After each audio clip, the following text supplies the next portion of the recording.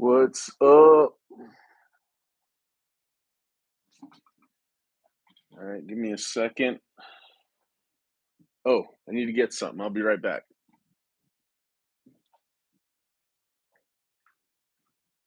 Maybe you guys can still hear me. I don't know. I'm all the way in the kitchen, but I do have my headphones on.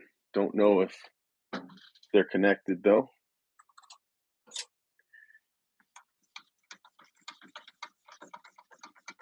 If by a miracle you can hear me, all I will say is I think YouTube needs to do a better job of helping the streamers figure out if sound is right, the lag time is right, all those things. So let's see. How is everybody? Let me see if I can. You know what? I need to plug in that phone too. The battery on this thing wastes really fast.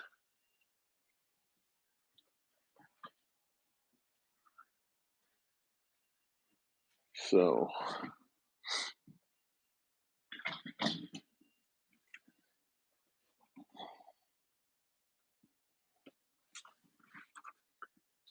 gotta put some eye drops in my eyes. So here we are streaming again, and it's a snow day, sort of. We call it half a snow day because there's only a thin layer. Basically, we just salted all the properties, but not enough to plow the properties. So this winter, I don't know, man. It's got me nervous. I've never been this nervous in winter before. Um,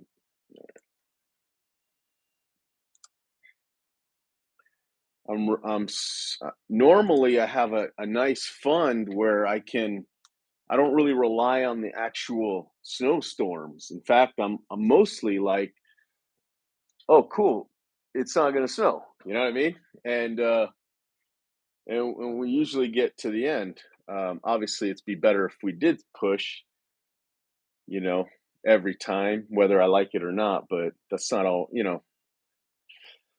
But this year, I'm really relying on it snowing to get through the winter. So it's a little nerve wracking in that sense.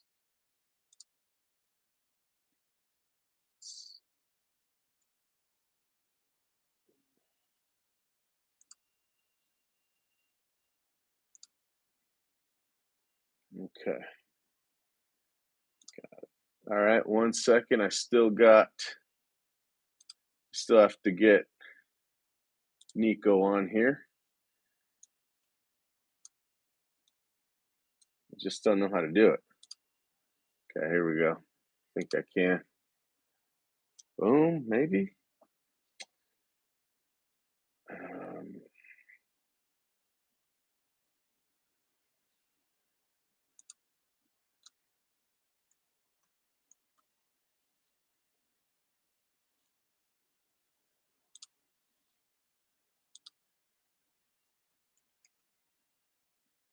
you know what? I actually have your text.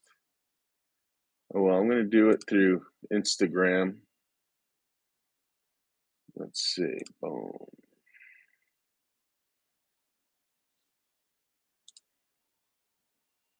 All right, Nico, I sent you the link on Instagram. That should work.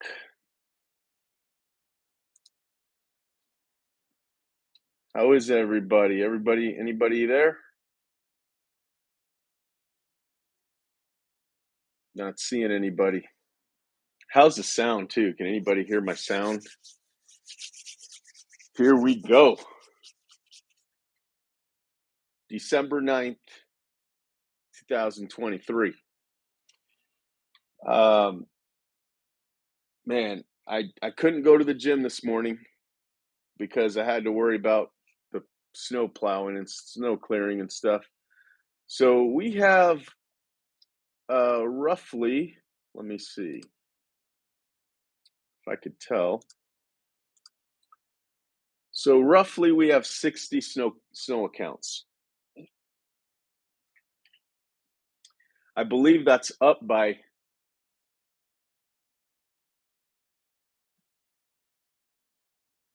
10 or 15 from last year. Um, Sorry, guys. Let me try and do something here.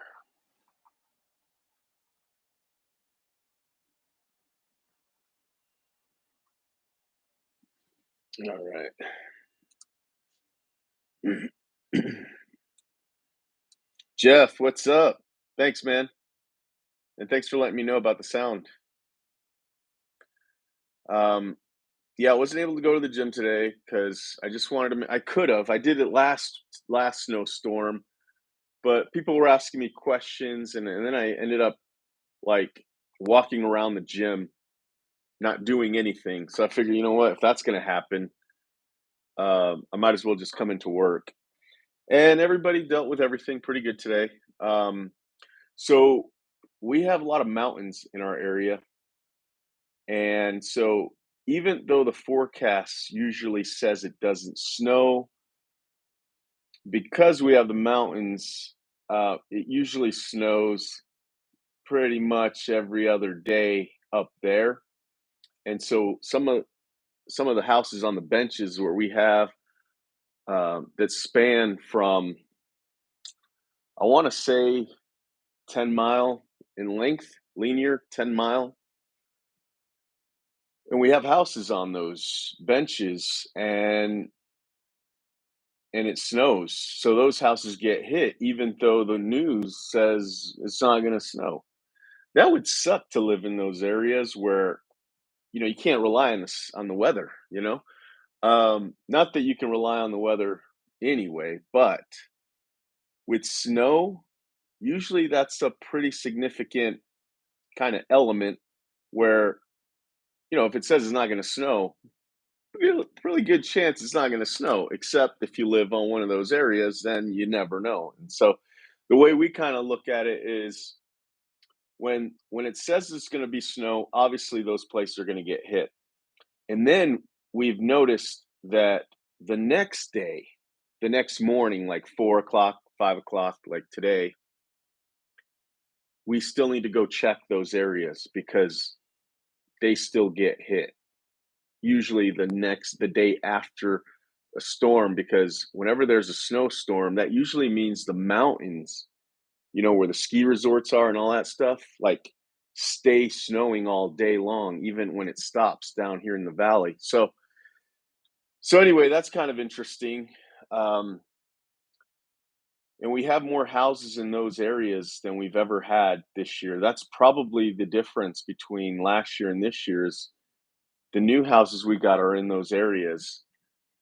And it's one of those things, right? It's like, do we market heavier in those areas? Might as well. We already have houses in there. We're already working. Might as well get the customers to sign up early on in the year so we can build that snow fund.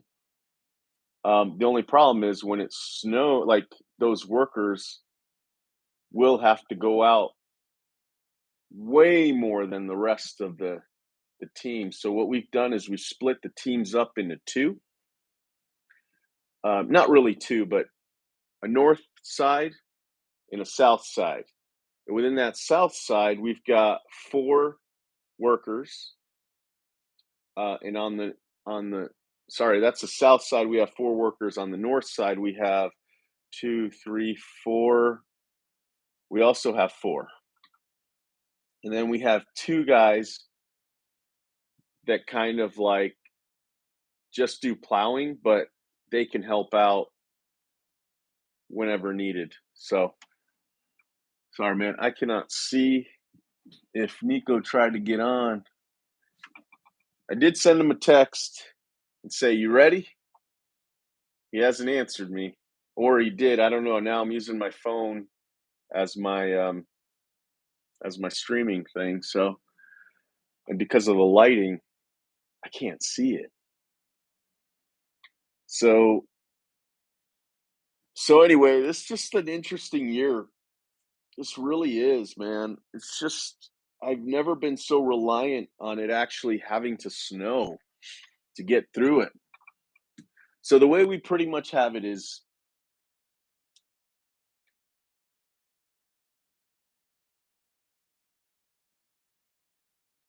we don't quite have enough money to just pay the guys. Even if we didn't use the snow fund for any bills, not even one penny in bills, and we just used it to pay the workers, I don't think we would make it till March. I don't. So we do need some snowstorms just to cover the difference. Really, we would just need like two snowstorms and we would be able to cover it. But since we also have to pay bills, we need we need a lot more storms to pay the bills. So it's pretty crazy. I've never had my back against the wall like this. The good news is this will literally be the last year we think that it'll be this tight. And in the past, we've always had enough to get through the winter. It's never been a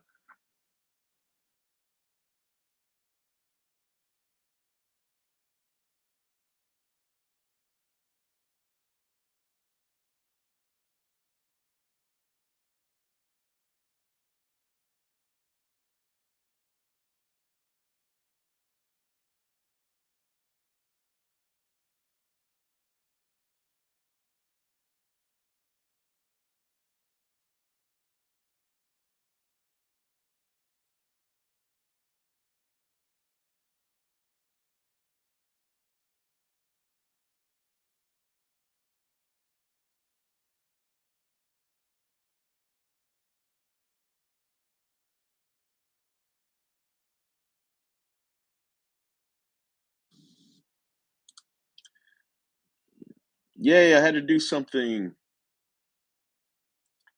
Here we go. Boom. All right. Jeff, when do you usually start mowing again? March. March. Well, mowing, the actual mowing service, we don't usually start till April, the first week of April. But we usually start working on lawns, whether it's power raking, aeration, in March. Like usually, if the weather's good, we start first work week of March. But and that's usually when we start, and always, except for last year, that was the first time since I started this company 14 years ago that we didn't start in March. I mean, those early years, maybe the first, second year, I didn't start in March. I probably started in April. But as I started growing and learning and getting better and having to also pay for more workers and that are relying on this company for them to eat, we started figuring out ways to start earlier and earlier. And I think the earliest we've been able to start is basically March. Um, but last year, it didn't really, it did snow a little bit in March, but the problem was that it snowed a lot towards the end of February and in the very beginning of March, and then it just stayed cold, like 20 degrees or lower. And so the snow that did fall a while ago never melted. And so, like, all the flower beds were covered. Not only that, we live in a pretty like the area that we service is pretty big, and there's a north side that even on the normal years where we're starting in March, those areas, those cities, Highland, Alpine, Draper, all stay cold um, until April. especially if the house is like facing a certain direction, like north. If it's facing the north side, um, those gardens don't melt. And so there's nothing you can do. Like we can't do anything. So, but we already know about that area. So, but it's all the rest of the areas that we do. Um, and start. Jeff usually starts back towards the end of March here in Indianapolis. Yeah, it's really nice to start first thing of March, though. Just making that winter um, shorter and shorter. That winter um, window. We'll start doing. We'll try and push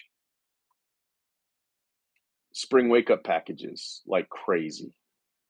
Power raking, aeration, soil conditioner, and then bark installation. We try and push that quite a bit too. Um, and here in the wintertime, man, I'm actually trying to rack my head around what to do. What do you do, Jeff, to stay busy? And like, if I don't know, a lot of people just they take this time to relax, and that's amazing. I remember those days, and I loved them. I would go to Florida a lot, which I still could go, I guess. And I didn't go all the time, but that's where my mom lives, and it's nice to be able to go there and not really worry too much about work. That's the thing. It's like a lot of my guys, man, they don't really know that I would actually prefer to not have anybody want to work in the wintertime, but because they want to work in the wintertime, I do my best to keep them busy, you know, um, because they deserve it. They really do. But I wish they kind of knew all the work that goes into it. And the thing is, I know they don't know that because I still get well, half of them. Some of them know, but some of them they don't have a clue, and so they really like push for almost like negotiating and threatening to leave, and it's like, dude, that's fine. It sucks that it's come down to this, but we don't need, you know, and the thing is, it puts us in a weird spot because, yeah, I don't want to do snow. I don't mind it. In fact, I feel like we're a snow company and we're making money. Like if we could make a lot of money doing snow, like it's all awesome. But But the truth is, if workers didn't want to do snow, we wouldn't have to do snow. But because we know they do, we have to go out and get the work. And then once we have the work, like we do now, we have a lot of customers, 60 customers. And so it's a fine line whether or not at this point, if they quit, we'll be hurting. You know what I mean? Because we need to get the work done. Um, so it's just one of those balances that you just kind of have to live with and say to yourself, we're either a snow company and we're going to do this, or um, we're going to lay off a lot of people. So the cool thing is this year, everybody that's doing snow wanted to do snow. So literally everybody that wanted to work all year is working all year. We did have a couple of guys, two guys that wanted to work in the wintertime, but come the first two storms of the season that happened probably, 2 or 3 weeks ago, they basically was like, nope, it's not for me. So that can happen too. Jeff, yeah, usually take the time off in the winters, just trying to work a lot in the summer. Yeah, that's definitely the kind of normal thing to do. Um, but yeah, we made a decision early on this year that we're going to be a snow company. Why not? You know, um, we get a lot of requests, not a lot. We actually do get a lot of estimates, but a lot of people don't do it. I mean, that's one thing. We understand what it takes to pay the guys through the winter and the bills that we have, that we know how much we need to charge. Even if we had 100 customers, we would still need to charge high rates because we need more workers. You know what I mean? And if we have a little bit of clients, what we're charging will get us through the small amount of workers that we have. I don't know. It's kind of it's just such a weird thing. It's like the Twilight Zone, man. I have no idea. Like every day, I'm confused. What's going on here? But what I do know is we have a strong snow team, man. They're just so good. Sometimes they don't. We have a couple of new guys this year, and they're really good, strong workers, and they don't really understand the process. They don't understand the type of work we do here with like the dispatching. So we try and get everybody to help each other out. So sometimes they'll look at their lists and be like, man, this is a long list. Like, I don't know if I want to do this or I need more money if I'm going to do this list. It's like, dude, first of all, do the list. Then let's come back and talk to me. But you're going to see that everything's going to be fine. Obviously, sometimes there are situations where like a truck goes down, and so there isn't much help. But that's just the way it is. You know what I mean? Like, it's just the way it is.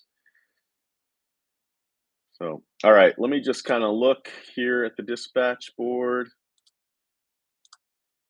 There's still some guys out. Um,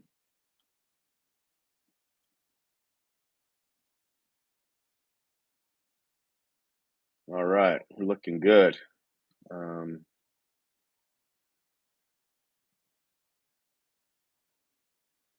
Looks like everything's either done or skipped because there was no snow. It was a light snowstorm, man. Super light. But yeah, looks like I've got some guys that are on their last houses. And I do appreciate the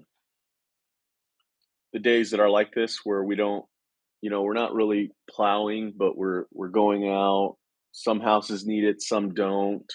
Because customers, they notice that we were there, especially when they know themselves. It's like, oh, it really didn't even need it, but the guy still came out. But they still came out. Like, that's awesome. Um, so I don't know. That's also like a form of branding and marketing, you know what I mean? Um, we got to pay the guys anyway. So they should be going out even on those light storms. Sometimes you go at the beginning of the season, you say to yourself, "Yeah, we don't need to go out. Like, don't go out." We already did it this year. Like my first, like, not the first storm, but like maybe the second storm. Again, it was like the next day after a full day of snow. There were still some lingering areas that got hit, but for the most part, the valleys were dry. The street was wet, not frozen anymore. You know what I mean? And the sun was coming out. And so you think, yeah, we're not going to go out today. Like, we didn't need to go out today. But then you'll get like a phone call from a customer who's like, who'll send you a picture of her driveway and be like, "Hey, are you guys coming? Like, I need it." And then you're like, "Damn it! Why didn't we just check everybody and just get it over with?" Um, because usually those calls come in around 9, 10 o'clock, and by then we'd have been done a long time ago. Right now, we have guys almost finishing, and it's 7:30 my time. And in particular, the houses that have had issues where it still snowed the next day, kind of thing. Those customers in that area got done today around 5:30, maybe 6. So an hour and a half ago, they would have already been done. And then to get that phone call at 9 or 10 o'clock, it's just kind of like it's embarrassing. You know what I mean? Because then you're scrambling. It's not really the snow workers' fault that they didn't go out. It's your fault because you said to yourself, "Nah, you don't need to go out."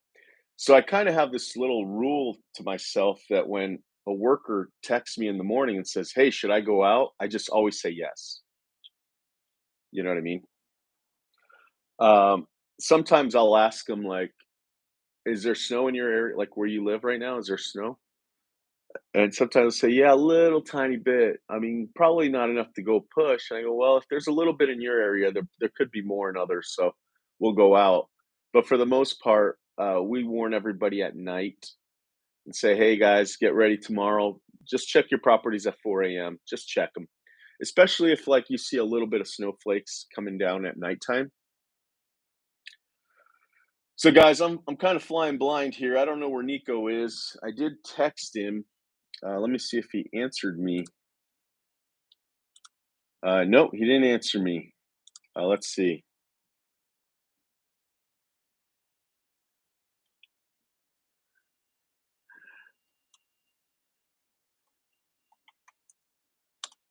I just sent him a hello. It's all good, man. It's all good. It's already 7:26. So if he hops on, I'm sure he can't stay long anyway, but that's what's going on here, man. Um, so with the snow, we've kind of implemented a new rule that we started last year was that when we go check the commercial properties, we do have to salt. That was something I learned from, you know, kind of like an insurance claim experience, if you want to call it that, from 3 years ago. That when you go check a property and you don't need to plow, the, but there was snow in either that area or just in general that day somewhere close by snowed, you want to salt and you want to take a picture, so that you can prove that you were there, you salted, and you have to charge. So we basically had two lawyers 3 years ago on a claim. One was my personal lawyer, before I realized that I needed to. This was an insurance claim thing, and then when I had my insurance claim, they assigned me a lawyer who all he dealt with was snow. That's all this guy does all year, every year, is deal with snow claims. Everything from plowing to just businesses to recreational companies that have stuff in the snow, like ski resorts and things like that. So I learned a lot from him, a lot. And he was just kind of an open book, just telling me, hey, this is what you need to do when you're doing snow clearing. It's a necessary thing. We need companies to do this service, but you also need to watch yourself, and here are the ways to do it. So I learned a lot, and one of those things was to take pictures, which we force all our workers to take pictures of everything, even if they're skipping jobs. And then we also have to salt, but more importantly, you have to charge the customers. That is a legal protection for you and the client, meaning because sometimes the workers, like not workers, a customer of the sorry, an employee of that company that paid to have their salt spread down or snow cleared, if a worker falls and slips, one of the natural first thing they first thing they do is actually sue the company. They don't technically go, "Who was the snow company here? We're suing them first." Usually, that's not the case. Usually, they go after the employer first, and it's not like a malicious thing. It's just kind of like the insurance wants to know what happened, and they say, "You know what? I got out of my car and I slipped and I fell, and oh, so your employer should have uh, is liable for this." That kind of stuff. That's kind of how that works. And I'm not a lawyer, so don't get.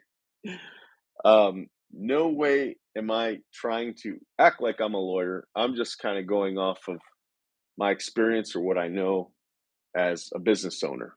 That's it. Um, and so when the insurance looks into it, they ask the company, and the company says, "Yeah, I pay to have my salt spread down when it snows, and here's the proof. Here's the day that person fell. Look, I paid to have somebody salt that day." So that's protecting the company. And then obviously we're protected from the company because the company could say, they could come back and say they didn't know we spread salt, and they say, well, yeah, we did it. We also took a picture and we sent you a bill that you paid for. So that's our receipt that you agreed that we did the salt. You know what I mean? Because they actually paid for it. So that's kind of their way of saying, yeah, I believe that you did it because I paid you. Um, Jeff, I've thought about doing residential snow removal, but I only have two, but I'm not sure I want to or not. Yeah, I mean, it's one of those things where, your first instinct as a business owner, especially in this industry, because we're we're people that like to share, like to give. We like to help. I think you're in this industry because you want to help. Like, obviously you want to make money, but it feels good to do a nice service and have the customer give you a hug, right? Like that's when I've done some services at the very early on in my career, and people would, I've had, I've had like people that couldn't afford because I didn't know how to charge, like hug me because they were so happy, and I've never been appreciated like that for a job I've ever done. So I think we're in this business because we like that too. But so our first instinct is to go, oh, my customers need snow clearing, so I want to help them. But this is also a service where you don't have to do that and you don't need to feel bad. You know what I mean? Kind of like Christmas lights, right? Like if you don't do Christmas lights, you say, yeah, we don't do Christmas lights. So sorry. Or if, what's up, Jamar? Um, or the same thing with snow removal. If you're not really wanting to get into snow removal, customers aren't going to hold you to it. So it's basically a thing that you're going to want to do uh, to keep your company afloat, right? Not, I don't know if that's a good word, but once you start getting overhead, where it's kind of like more than just your normal bills, right? Like I've got bills that I have to pay, and it's just like like um, healthcare. It's like I have to pay that. You have to pay it. It's a big bill, and so I need money coming in, and snow removal is something that makes sense for landscape companies because when it slows down in the summer, fall, then you can stay busy in the winter time, and you're going to have workers that are going to want to work in the winter because they want to check. um, so yeah, you just got to make that choice.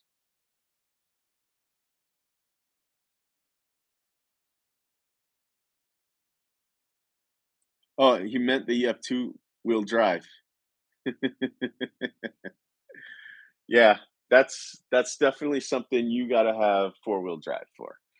I probably have workers, especially my operations manager. He swears that if we had to, we can use two-wheel drives, but I've had two-wheel drive trucks before like when I first started this industry, and I was thinking the same thing, and I was sliding all over the place, almost hitting cars just on my way to the shop with a two-wheel drive truck, and you can't have that. I mean, you can't give a worker a two-wheel drive truck and expect everything to go good every snowstorm. And because just driving, sometimes you're on, especially if like your car has like the front two-wheel drive or the truck, right? 'Cause that happens. Well, no, I think that one's easier to drive, but some of them have the rear drive. I don't know. One of those is bad. You know what I mean?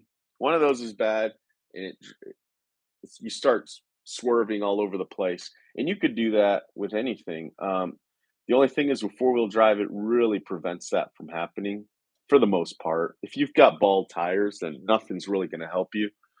So you have to be patient. Watch out for those kind of things. But yeah, like I said, we've decided that we're going to be a snow company. We decided this like a year and a half ago, and by then we already had. By the time we decided that we're going to be a real snow company, we already had like six plows, maybe five plows. We have seven now, I think. If we don't have seven, we have eight. We have one that's in the tent. It's not even being used. Um, which is really annoying, but we don't really have a truck for it. Also, it's a straight blade. All the other plows we have are V plows. So we do have a straight blade that we don't use at the moment. It's obviously going to be a backup for us. So at least we have that. But before we decided that we're going to be a real snow company, we already had a bunch of plows. Because slowly every year, you'd have one rock star that you want to keep getting paid because they'll come up to you and say, a really good worker will come up to you in the fall and say, "Hey, man, can we do snow removal? I really need money in the wintertime. And I don't want to look for another job. I want to work here." When they tell you that, it's like, boom, a shot to your chest. You see butterflies and hearts because you don't want them going anywhere because they want to work for you. You know what I mean? They want to work here. They don't want to get another job. And that's just the best thing you can hear, right? So then that's when it's like, all right, I have had a few customers that asked me if we did snow removal. So let's go get a plow. I'll get a plow. And then you better show up every snowstorm, you know? And the thing is, most of your rock stars, like they will show up. They will show up. The two people that have quit this year because they didn't realize they didn't like the snow, they weren't rock stars. You know what I mean? They're not like the highest paid employees. They they want to check and they're good workers. Otherwise, I'd say no. But anyway, um, yeah. So what else is going on, guys?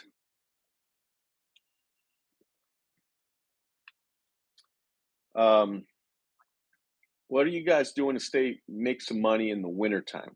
I think I already did my last Christmas light. That was yeah, it wasn't that long ago actually. It was definitely less than a week ago. But that's it. There's no more lights coming in. Uh, yeah, this is a time of year where in the month where people don't see the value of spending, you know, the cost of somebody to install lights to only have their lights on for like, from now until Christmas. But that was another weird thing this year. We're gonna push lights next year way harder than we ever had. Um, we had more sprinkler techs this year, so we could have pulled one or two to help do Christmas lights, and I just didn't really see it until we had a sprinkler tech that was like, "Hey, man, I want to stay busy. What can I do?" And I'm like, "Well, I'm doing lights today. You can help me." And then I realized, oh man, this should be the sprinkler guys doing this because when they start slowing down early in the fall, like October, that's when we start doing blowouts.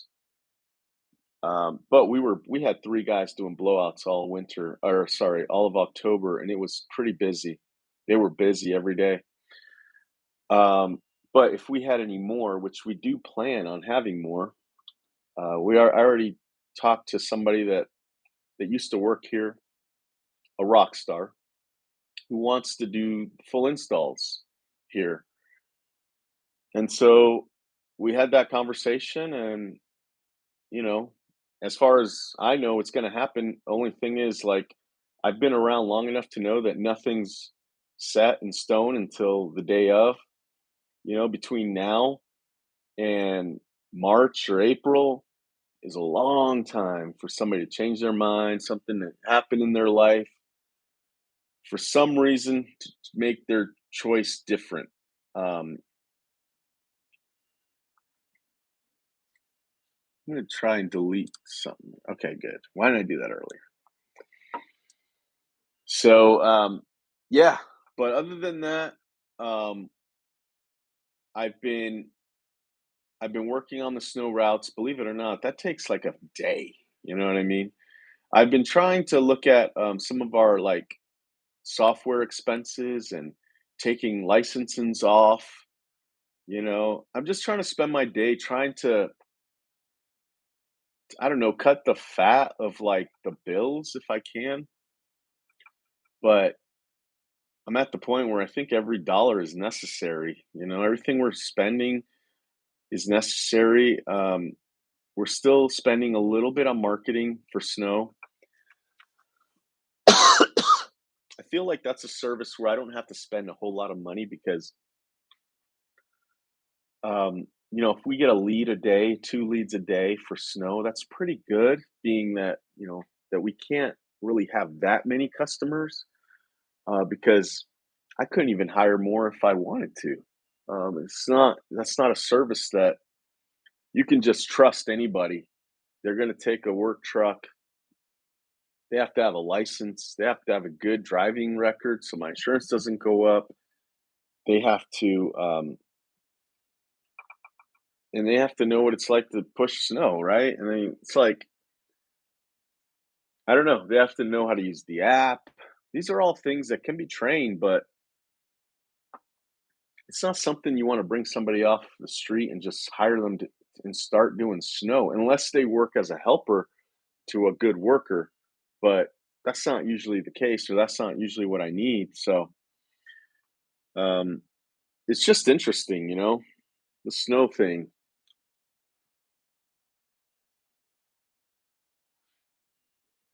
Some of the things that I've done in the past is we've offered, like, in some way, like, junk removal. Sorry, I'm just checking something out, wondering if Nico's on. Oh no, I got a text. Let's see what he says.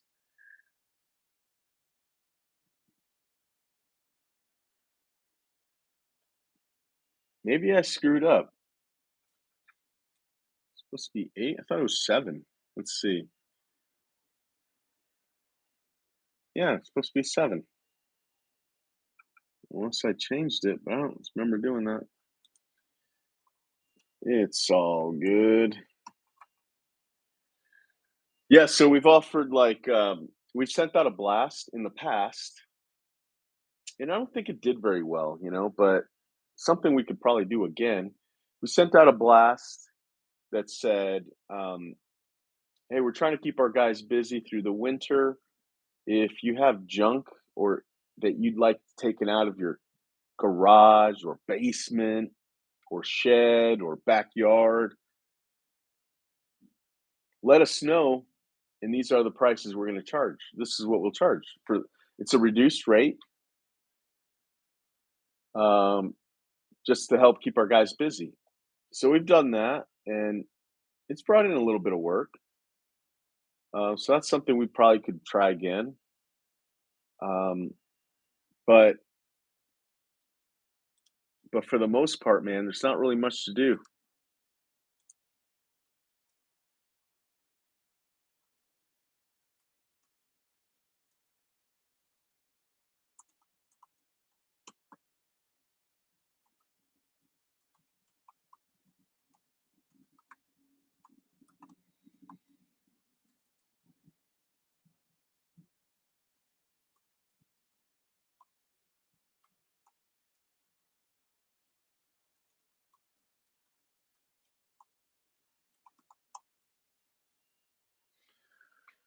So yeah, that's kind of the deal.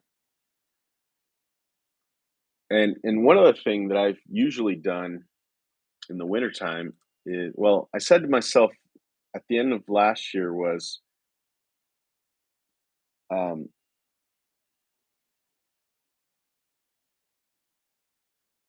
I'm not going to come in as much because I usually spend a lot of money. So like last year, we built a custom mow bed during the wintertime because that's what I usually do. It's like, um, hey, let's do this, and I'll buy stuff. I'll see a good deal because these are times where you find good deals right now, right? Other landscape companies are selling stuff because they need money. I haven't even looked this year, so I don't know what's because I can't spend money this year. But normally that's the kind of stuff I do, and then by the time winter's over, there's very little to none in the winter fund, and then I get screwed because I did it to myself. It's like I had a lot of money, and so I did all these things that got us really ready for next year. So I felt justified spending money, but I knew going into this year I couldn't do that. So so my mentality's changed a little bit. So I told myself last year, I'm not going to come in a lot. I'm going to take days off in the wintertime. Going to take days off. And then but now come winter this time, I don't have much money. Like, you know what I mean? Like we have money obviously to get through if things are tight and if it snows, but not like last year or the years before where it's like, yeah, let's go buy this truck. I saw a good deal. I'm buying it. So because I'm not on a spending spree like I have been in the past, I am coming in more. I am coming in this winter because I know that I can't spend any money. You know what I mean? It's like I basically am on a spending freeze right now. Um, yeah, it's interesting, right? Because at the end of every winter, you look back and you go, man, maybe I should have instead of paying those things off, I should have just kept the cash in the checking account so I could have cash right now instead of paying. I paid things off or I paid on things. They're okay to be late, like I don't know. I'm not used to being late on bills either, and I'm not right now. I'm pretty sure I'm caught up on everything. But as I think ahead, if things get, if it doesn't snow and we're kind of depleting our winter fund on bills and workers, you kind of start thinking a little crazily, right? You start thinking like, well, how would I stop the train from hitting us if it didn't snow, right? Well, some of the things I would do is I would probably uh, think about maybe not paying some bills and seeing how long I can go without paying them until we get a snowstorm.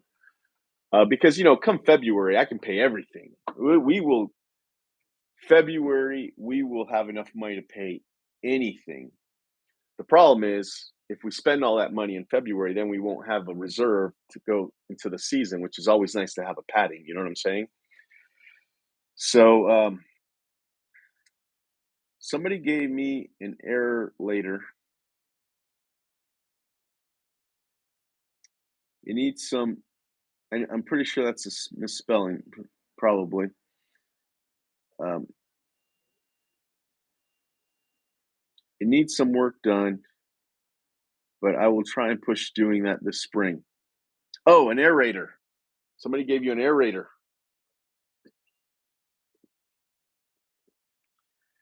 So I guess my little 2 cents on aeration is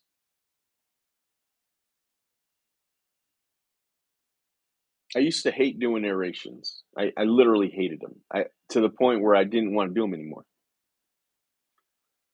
Um, because I was so used to doing the whole like, oh, what's everybody charge? They charge about $50 an aeration job. So I kind of was doing that, and then we were losing our butts on it.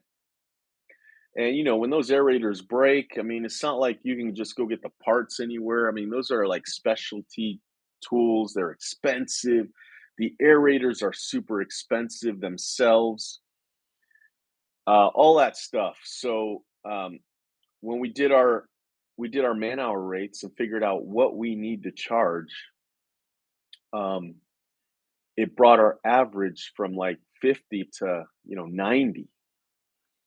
And that was real numbers. Like that's what it takes for lawn thumbs to do the service, break even, and make the profit, that percentage that we want. That's about where we need to be. And once we started doing that, I started loving aeration because we were actually getting paid and making money on it. Um, and so, yeah, that's one thing. I wouldn't price it cheap because when those things break, you know how it is. And then they break the trailer sometimes or whatever you're taking them on because they're so heavy and they've got spikes on them. You know what I mean? And not you can't trust anybody to do it because they can. I've had workers hit cars. and we've had to use our car insurance to fix it or pay out of pocket just to fix them. I've had people break aerator fences with the aerator. I've had people hit houses, break stucco siding with aerators, and not to mention the playground sets that are in yards. I've had those things break, some of those, and we've had to look online for certain swings that were like maybe had an elephant as a swing. And these customers, they want this, they want what they had. They don't, um, a lot of them you can say, let me pay you, and some of them are like, no, you find it. I don't know where to look for that, but I want it. You know what I mean? Like, and that could happen with the house. People don't just want a payment for the damage on the house; they want the house fixed. So you need to make sure you're making money doing aeration, because the time it takes to even train somebody to feel for you to feel comfortable that they can do it without problems costs money. So yeah, I mean that's sorry my little rant on aeration, um, but I only say that because I used to hate it. I used to hate aeration, which is really weird because everybody I've talked to likes aeration. It is, aeration was my first interaction with this industry, to be honest with you. We had somebody come to my house. Man, this must have been 16, at least 16 to 20 years ago. Sorry, I don't know if my headphone died or what. So I'm going to charge one of them. But some dude came knocking on my door, and my wife answered, and I was sitting in the living room, so I saw the whole interaction. She opened the door, and this guy said, "Hey, I'm going door to door, and I'm doing aerations on the yard. Would you like me to do that for you? It's going to be $35." And my wife was like, "Yes." Like, and I was thinking, "Yeah, yeah, let's do it." I mean, it's not every day somebody comes knocking on the door saying they can actually do something for my lawn and make it look better for 35 bucks, and they'll do it right now. Yeah. Like, I remember thinking, "Yeah, of course she should have said yes." But my point is my wife, she didn't know anything about yard care. You know what I'm saying? And she was like, "Yeah, let me go get my money." And I was just like, it just struck me like, "Holy crap, this guy must be making a fortune." If he can convince my wife, who or me for that matter, who doesn't know anything about yard care back then, remember 16, 20 years ago, and I was if I would have answered the door, I myself would have been like, "Yeah, please do it. Let me go find money." Um, that was my first like eye-opening experience with this industry. Was like, somebody could do it. My next one was it could have been that same year, um, but the house that I moved into, it had two sprinkler timers. One was like on one side of the house, and the other one was on the other side of the house. As I've gained experience and learned about stuff like this, I realized um, they did that because they didn't know how to get through around the driveway, right?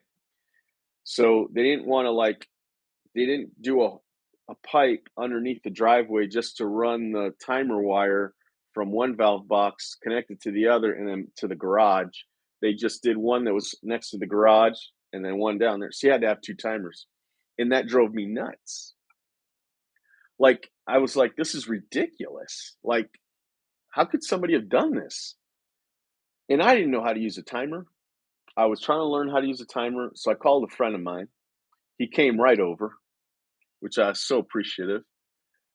And he turned on one of the timers and he programmed it, and then he did the same thing on the other one.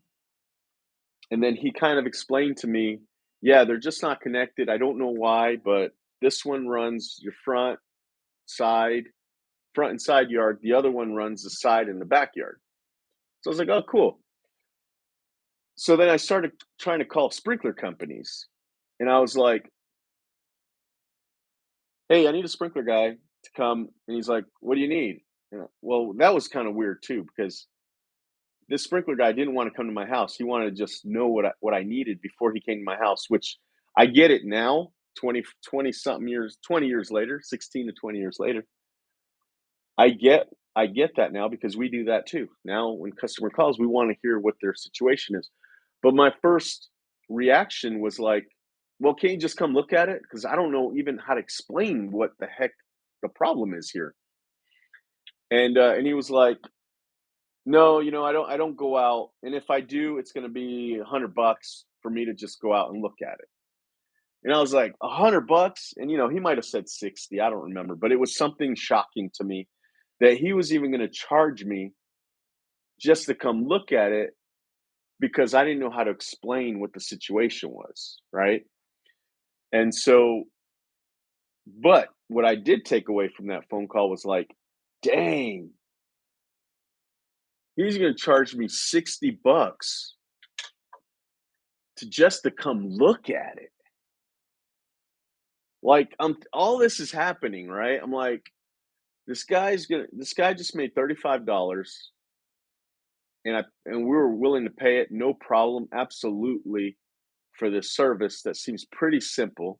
This guy does is just walking door to door.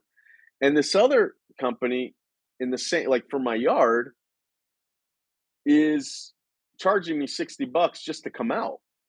Like, I think there's something here. You know what I mean?